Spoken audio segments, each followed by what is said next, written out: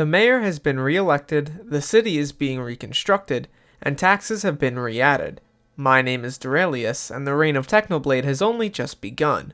But before we get into any of that, I want to say thank you guys for all the support recently, as it really does mean a ton, but only a small percentage of my viewers are actually subscribed. So if you could hit that button down below, it really would mean a ton, as we are less than 6,500 subscribers away from YouTube rank. But without any further ado, let's get right into the video.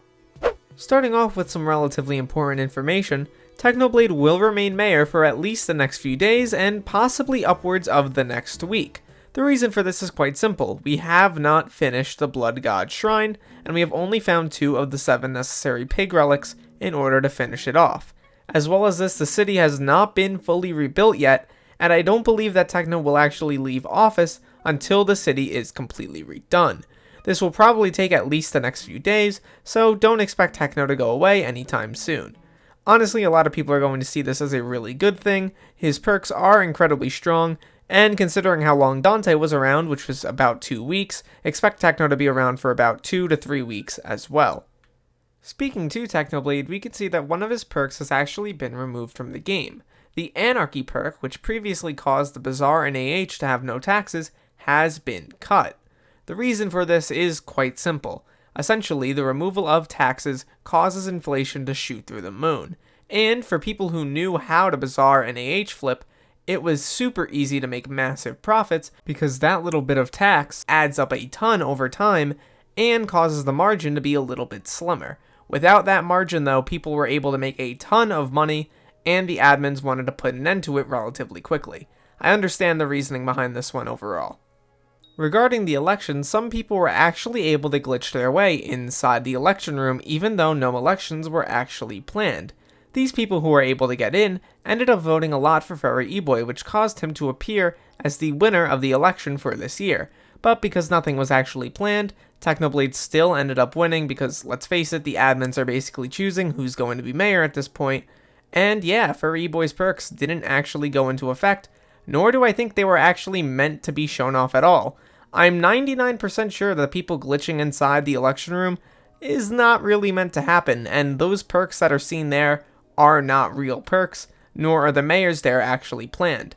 I don't really believe that these ministers that are currently active will be able to become mayors after this point, but we're just going to have to wait and see about that one. It's an interesting concept overall, and I hope at the very least that they look into it, as it would be really cool to vote in these guys who actually have some interesting perks. Notably Refraction and Arekkusu, who both have excellent perks overall. If you find your way into a new lobby, as you can see, many of the buildings around the hub have actually been repaired. This includes the community center, the auction house, and the bank building.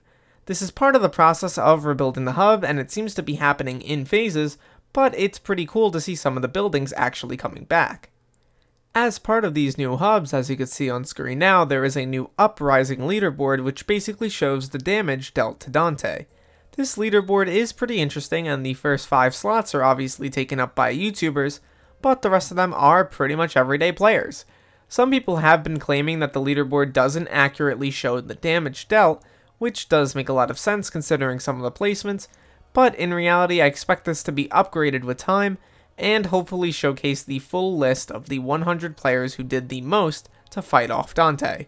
Overall an excellent idea, and I hope it sticks around for quite a while. Honestly, I think that the execution of this event as a whole has been really great so far. Not only are Technoblade's perks really strong, but the fact that we get to see the hub getting rebuilt in front of our very own eyes is amazing. I've been playing the game a lot more myself because I've actually had a lot more of an interest in farming up skills, which I previously never had an interest in at all. And I think that goes for a lot of players. I've been seeing a ton of activity recently. At the end of the day, I really want to continue to see stuff like this happen in Skyblock, as this has been one of the best events ever in the game. Overall though, my name is Derailious, thank you so much for watching this video till the end, and I'll see you all in the next video. Peace out everybody.